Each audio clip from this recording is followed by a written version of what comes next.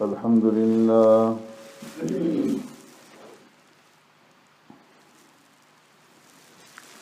الحمد لله نحمده ونستعينه ونستغفره ونؤمن به ونتوكل عليه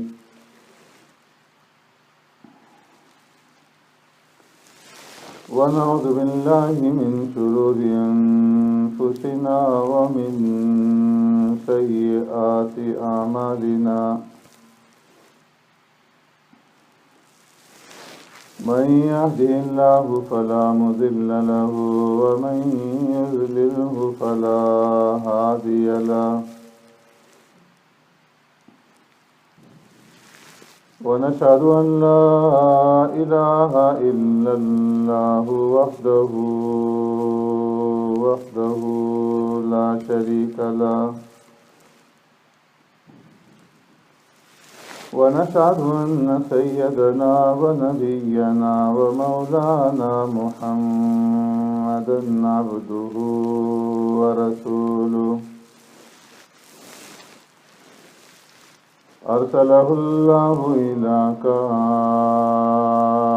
للناس بشيرا ونذيرا وداعيا إلى الله بإذنه وسراجا منيرا أما بعد فقد قال الله تبارك وتعالى في القرآن المجيد والفرقان الحميد فأعوذ بالله من الشيطان الرجيم بسم الله الرحمن الرحيم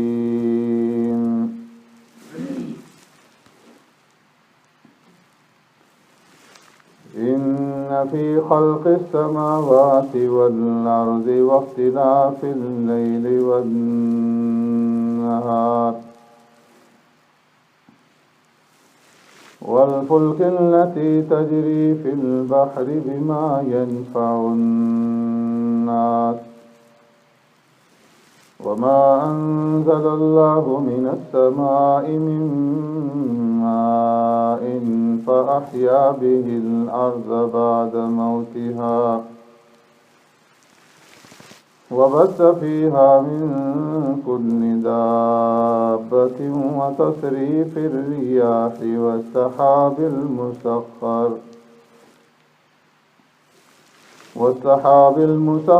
بين السماء والأرض لآيات لقوم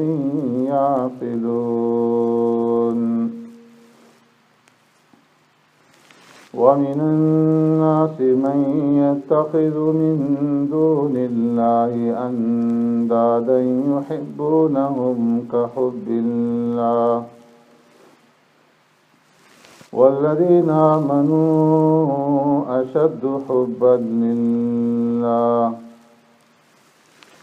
ولو يرى الذين ظلموا إذ يرون العذاب أن القوة لله جميعا وأن الله شديد العذاب صدق الله مولانا العظيم يا رب صل وسلم دائما أبدا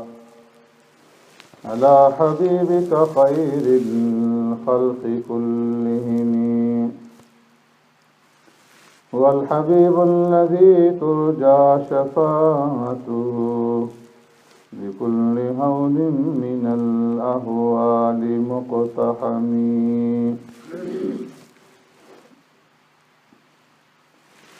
إن في خلق السماوات والأرض बेशक आसमानों और ज़मीन की पैदाइश में واختلاف اللیل والنہار، اور رات اور دن کے اختلاف اور بدلنے میں، والفلک التي تجری فی البحر بما ينفع الناس، اور کشتیوں اور جہازوں میں جو چلتے ہیں سمندر میں لوگوں کی نفع کی چیزوں کے ساتھ، وما انزل اللہ من السماء من ماء، اور اس میں جو اتارا اللہ نے آسمان سے پانی، فاحیا بہ الارض بعد موتها، پس زندہ کیا اس پانی کے ذریعے سے زمین کو بعد اس کے مر جانے کے، وبث فیہا من کل دابہ، اور پھیلائے اس میں ہر طرح کے جانور، وتصریف الریاح، اور ہواؤں کے چلانے میں، والسحاب المسخر بین السماء والارض، اور بادلوں میں جو مسخر ہیں آسمان اور زمین کے درمیان، لآیات لقوم یعقلون، البتہ نشانیاں ہیں عقل والے لوگوں کے لیے، وَمِنَ النَّاسِ مَن يَتَّخِذُ مِن دُونِ اللَّهِ أَندَادًا، اور لوگوں میں سے بعض وہ ہیں جو پکڑتے ہیں اللہ تبارک و تعالیٰ کے سوا اوروں کو شریک، یحبونہم کحب اللہ، محبت کرتے ہیں ان سے ایسی جیسی محبت کرنی چاہیے اللہ سے، والذین آمنوا اشد حبا للہ، اور وہ لوگ جو ایمان لائے سخت ہیں اور مضبوط ہیں اللہ سے محبت کرنے میں، وَلَوْ يَرَى الَّذِينَ ظَلَمُوا إِذْ يَرَوْنَ الْعَذَابَ، اور جب دیکھیں گے وہ لوگ جنہوں نے ظلم کیا، جب دیکھیں گے وہ عذاب کو، أَنَّ الْقُوَّةَ لِلَّهِ جَمِيعًا، کہ بے شک قوت اللہ ہی کے لیے سب کی سب، وَأَنَّ اللَّهَ شَدِيدُ الْعَذَابِ، اور بے شک اللہ تبارک و تعالی سخت عذاب دینے والے ہیں، آمنت باللہ وبآیاتہ،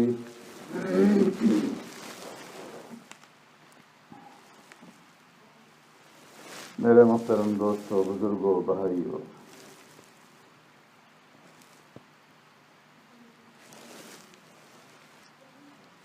اس آیت کریمہ میں اللہ تبارک و تعالی نے اپنی وحدانیت اور اپنی یکتائی اور اپنی قدرت کے جو دلائل بیان فرمائے ہیں،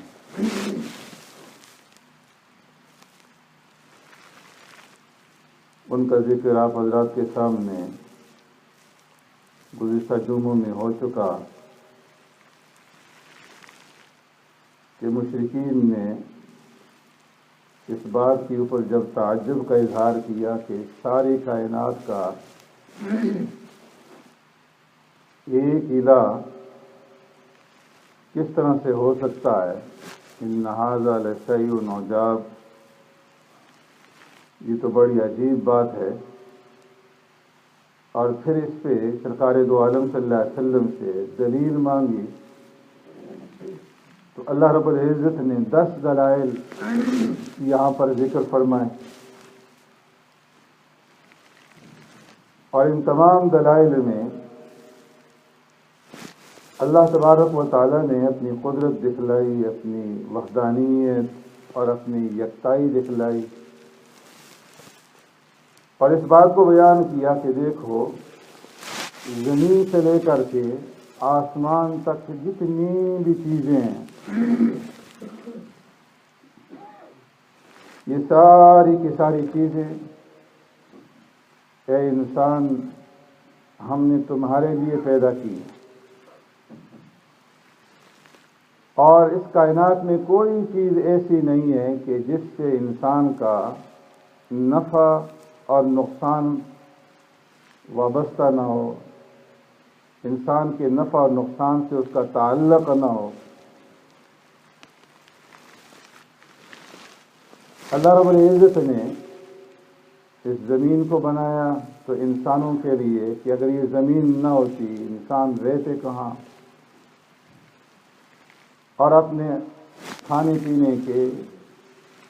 اپنا غلہ، اپنا اناج، اپنا سامان کہاں سے پیدا کرتے، کہاں سے اس کا انتظام کرتے۔ پھر اللہ تبارک و تعالیٰ نے چاند، سورج، ستاروں کے قمقمے لٹکائے تاکہ یہ انسان کے کام آئیں۔ اگر سورج نہ ہوتا کھیتیاں کیسے پکتی، روشنی کیسے حاصل ہوتی، گرمی کیسے حاصل ہوتی؟ اگر چاند نہ ہوتا پھلوں میں رس کیسے پیدا ہوتا، ہڈیوں میں گودا کیسے پیدا ہوتا؟ اگر ستارے نہ ہوتے تو سمتیں کیسے معلوم ہوتی، راستوں کا تعین کیسے ہوتا، جہاز رانی کیسے کی جاتی؟ تو یہ ساری کی ساری چیزیں انسان کے نفع کے لیے، اور پھر ہر ایک چیز سے انسان نفع اٹھا رہا ہے۔ جانوروں کا ذکر ہوا گزشتہ جمعہ میں، وَبَثَّ فِيهَا مِن كُلِّ دَابَّةٍ، کہ اللہ رب العزت نے اس کائنات کے اندر ہر طرح کے جاندار حیوانات پھیلا دیے کہ جن سے انسان نفع اٹھا رہا ہے۔ بعض کے اوپر ہل جوت رہا ہے، اپنی کھیتی باڑی کے اندر کھیتی باڑی کر رہا ہے، بعض کا گوشت کھا رہا ہے، بعض کے اوپر سواری کر رہا ہے، بعض کے اوپر بار برداری سے کا کام لے رہا ہے۔ ہڈیاں اس کے کام آ رہی ہیں، چمڑا اس کے کام آ رہا ہے، حتیٰ کہ جس چیز کو انسان نفرت کے ساتھ پھینک دیتا ہے، جانوروں کے فضلات، ان کی لید، ان کا گوبر، وہ بھی انسان کے کام آتا ہے، اور کھاد کے طور پر انسان اسے بھی استعمال کرتا ہے۔ تو اس کائنات کی کوئی چیز ایسی نہیں ہے کہ جس سے انسان کا نفع اور انسان کا تعلق نہ ہو، اور جو انسان کی نفع کے لیے نہ بنائی گئی۔ اگر ایک چیز بھی نہ رہے تو انسان زندہ نہیں رہ سکتا۔ اگر سورج نہ ہو تو انسان زندہ نہیں رہ سکتا، زمین نہ ہو انسان باقی نہیں رہ سکتا، ہوا نہ ہو انسان زندہ نہیں رہ سکتا، پانی نہ ہو انسان زندہ رہ نہیں سکتا، دوائیں نہ ہو انسان زندہ نہیں رہ سکتا۔ تو اس انسان کی زندگی کائنات کی ان تمام چیزوں کے ساتھ متعلق ہے۔ کوئی ایک چیز نہ ہو تو انسان کی زندگی اجیرن بن جاتی ہے، لیکن اس کائنات کی کوئی چیز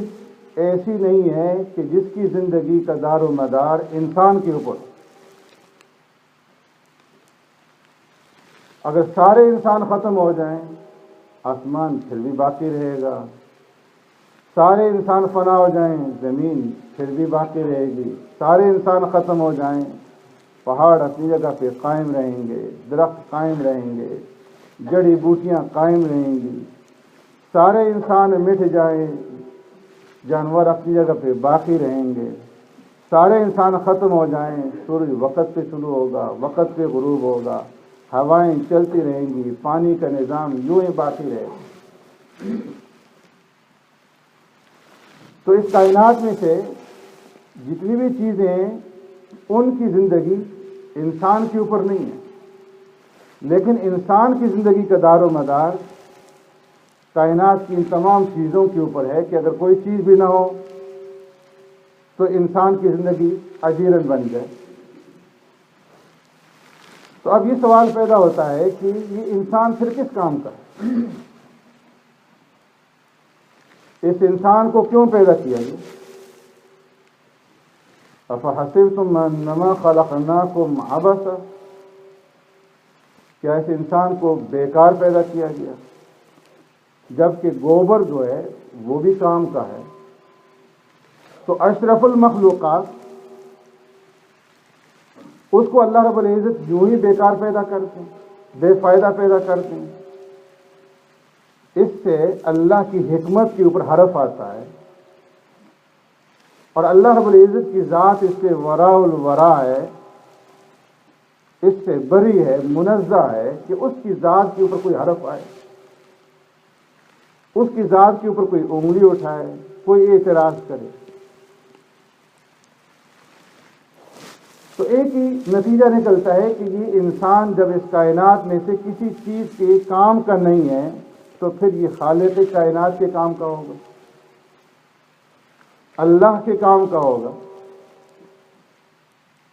اب اللہ رب العزت کا کون سا ایسا کام ہے کہ جو اس انسان کے اوپر اٹکا ہوا ہے؟ اس کی خزانے کے اندر تو کسی چیز کی کمی ہے ہی نہیں, ہر ایک چیز اس کے خزانے میں بھری ہوئی ہے. علم اس کے خزانے میں, کمال اس کے خزانے میں, معرفت اس کے خزانے میں, اور عظمت اور کبریائی اس کے خزانے میں, ہر ایک چیز اس کے خزانے میں.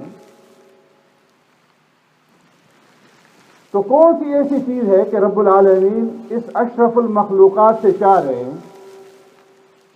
فرمایا کہ وہ ایک ہی چیز ہے جو اللہ کے خزانے میں نہیں ہے, اور جو اللہ اس انسان سے چاہ رہے ہیں وہ ہے ذلت, اور وہ ہے پسماندگی, جھکنا, اور اپنی عاجزی کا اظہار کرنا, اللہ کے سامنے اپنے آپ کو جھکا دینا, اس کی عبادت کرنا. کہ ذلت اور رسوائی اللہ کے خزانے میں نہیں ہے, اور اللہ انسان سے, اس اشرف المخلوقات سے اس ذلت اور رسوائی کو چاہ رہے ہیں کہ یہ انسان اللہ کے سامنے جھکے, اس کی عبادت کرے, اور اتنی اس کے سامنے اپنی ذلت کا اظہار کرے, اتنا جھک جائے کہ اس کی انتہائی عزت, اس کی انتہائی عظمت, اس کی رفعت اور اس کی بلندی وہ نمایاں ہو جائے, اور نمایاں ہو کر کے سامنے آ جائے. اس لیے فرمایا کہ انسان کے بدن میں جو سب سے زیادہ عزت والی چیز ہے انسان کی ناک اور انسان کی پیشانی. کہ جب کوئی انسان معاشرے کے اندر ذلیل ہوتا ہے تو کہتے ہیں فلاں کی تو ناک ہی کٹ گئی, فلاں کی پیشانی کے اوپر کلنک کا ٹیکا لگ گیا, انتہائی وہ ذلیل ہو گیا. تو عبادت کے اندر یہ انسان اپنی اس انتہائی عزت والی چیز کو, ناک اور پیشانی کو, اللہ رب العزت کے سامنے زمین کے اوپر رگڑتا ہے, اور یوں اظہار کرتا ہے کہ اے اللہ, میں اپنی اس ذلت کا اظہار کر رہا ہوں تیری اس عزت کے سامنے, کہ جس عزت کے سامنے کسی چیز کی کوئی انتہا نہیں, تو انتہائی عزتوں والا اور رفعتوں والا ہے, میں اتنی اپنی ذلت کا اظہار کر رہا ہوں. تو اس لیے فرمایا کہ الا ان الدنیا خلقت لکم وانکم قد خلقتم للآخرہ, خبردار اس دنیا کے اندر جو کچھ بھی ہے یہ سارا کا سارا اے انسان تمہارے لیے بنایا گیا ہے. اللہ رب العزت نے آسمان کا چھت تمہارے لیے بنایا, زمین کا فرش تمہارے لیے بنایا, اور سورج چاند ستارے کے قمقمے تمہارے لیے لٹکائے, ہوا کو فراش تمہارے لیے بنایا, سورج کو باورچی تمہارے لیے بنایا, اور بادلوں کو تمہارے لیے مسخر کیا کہ وہ پانی برسائیں, پانی کا انتظام کریں. یہ ساری کی ساری چیزیں تمہارے لیے ہیں. وَإِنَّكُمْ قَدْ خُلِقْتُمْ لِلْآخِرَةِ خَلَقَ لَكُمْ مَا فِي الْأَرْضِ جَمِيعًا. اس زمین کے اندر جو کچھ بھی ہے اے انسان, یہ سب کا سب تمہارے لیے ہے, یہ تمہارے لیے پیدا کیا گیا, اور تم سے یہ چاہا جا رہا ہے کہ تم اس اللہ کی عبادت کرو اور اس کے سامنے اپنی ذلت کا اظہار کرو. یہ ساری کی ساری تمہارے خدام اور نوکر چاکر ہیں, یہ ساری کائنات تمہاری خدمت میں لگی رہے گی. لیکن فرمایا کہ وَمِنَ النَّاسِ مَن يَتَّخِذُ مِن دُونِ اللَّهِ أَندَادًا يُحِبُّونَهُمْ كَحُبِّ اللَّهِ. یہ انسان ایسا ہے کہ سب کچھ رب العالمین نے اس انسان کے لیے پیدا کی، لیکن اس کے باوجود یہ انسان رب کو چھوڑ کر کے جو چیزیں اس کی خدمت کے لیے پیدا کی گئی ہیں، اس کی نوکر چاکر ہیں، ان کے پیچھے پڑ گئی۔ ایک انسان کسی عورت کے ساتھ نکاح کرتا ہے، اس کو بیاہ کر کے اپنے گھر کے اندر لاتا ہے، کس لیے کہ وہ میری خدمت کرے، اور اپنی بیوی کو راحت پہنچانے کے لیے وہ سارا انتظام کرتا ہے، بہترین مکان کا انتظام کرتا ہے، اس کے لیے نوکر چاکر رکھتا ہے، باورچی رکھتا ہے، فراش رکھتا ہے، مشعلے جلانے والا رکھتا ہے، پانی بھرنے والا رکھتا ہے، تاکہ اسے کوئی تکلیف نہ پہنچے، اور یہ سارے کام وقت کے اوپر ہوتے رہیں، اس کی خدمت کرتے رہیں، اور یہ میری خدمت کرے، یہ میری فرما بردار رہے، میری مطیع رہے، میری اطاعت گزار رہے۔ لیکن اگر وہ عورت بجائے اپنے خاوند کی اطاعت کرنے کے، خاوند کی فرما برداری کرنے کے، خاوند کو آنکھ دکھانا شروع کر دے، اور بجائے خاوند کی مطیع اور فرما بردار بننے کے نوکر چاکر اسے دل لگانا شروع کر دے، ان سے آنکھ لڑانا شروع کر دے، ان سے تعلق استوار کرنا شروع کر دے، تو اسے کوئی بھی باقی نہیں رکھے گا، وہ گولی مارنے کے قابل ہو کہ سارا انتظام اس کے لیے کیا، اور اس نے خاوند کو چھوڑ کر کے دوسروں کی طرف نگاہ اٹھائی۔ ایسے ہی رب العالمین نے سارا انتظام اس انسان کے لیے کیا، اور اس انسان کو اپنے لیے پیدا کیا، وَمَا خَلَقْتُ الْجِنَّ وَالْإِنسَ إِلَّا لِيَعْبُدُونِ۔ اور یہ سارا انتظام، ساری چیزیں اس کی نوکر چاکر بنا دی، اور اس انسان نے اللہ کو چھوڑ کر کے کبھی سورج کے سامنے جو باورچی ہے جس سے اس کی کھیتی پکتی ہے، اس کا غلہ پکتا ہے، کبھی اس کے سامنے ہاتھ جوڑنے شروع کر دیے، کبھی کسی درخت کے سامنے جھکنا شروع کر دیا، کبھی ہوا کے سامنے جھکنا شروع کر دیا، کبھی آگ کے سامنے جھکنا شروع کر دیا، کبھی کسی قبر کے سامنے جھکنا شروع کر دیا، اوروں کی طرف سے نگاہ اٹھائی۔ تو فرمایا کہ پھر یہ انسان اس قابل نہیں ہے کہ یہ ان نعمتوں سے آسودہ ہو، ان نعمتوں سے فائدہ اٹھائے۔ فرمایا کہ جب سارے انسان ایسے بن جائیں گے، پھر تو رب العالمین نے اس نظام ہی کو ختم کر دیا، یہ ساری کائنات ہی فنا کر دی جائے۔ تو فرمایا وَمِنَ النَّاسِ مَن يَتَّخِذُ مِن دُونِ اللَّهِ أَندَادًا يُحِبُّونَهُمْ كَحُبِّ اللَّهِ۔ لوگ ایسے بھی ہیں کہ اللہ کو چھوڑ کر کے غیروں کے سامنے جھکتے ہیں، غیروں سے محبت کرتے ہیں جیسے اللہ سے محبت کرنی چاہیے، حالانکہ محبت کے لائق تو اللہ کی ذات ہے کہ صرف اسی کے سامنے جھکا جائے، اس لیے کہ وہ نافع ہے اور وہ ضار ہے، نفع بھی وہی دیتا ہے، نقصان بھی وہی پہنچاتا ہے، زندگی بھی وہی دیتا ہے، صحت بھی وہی دیتا ہے، وہی موتی حیات ہے، زندگی دینے والا ہے۔ اگر وہ زندگی نہ دے اور انسان کوشش کرے کہ میرے ہاں اولاد ہو جائے، سارے دنیا کے خزانے خرچ کر دے، اگر اس نے نہیں دینی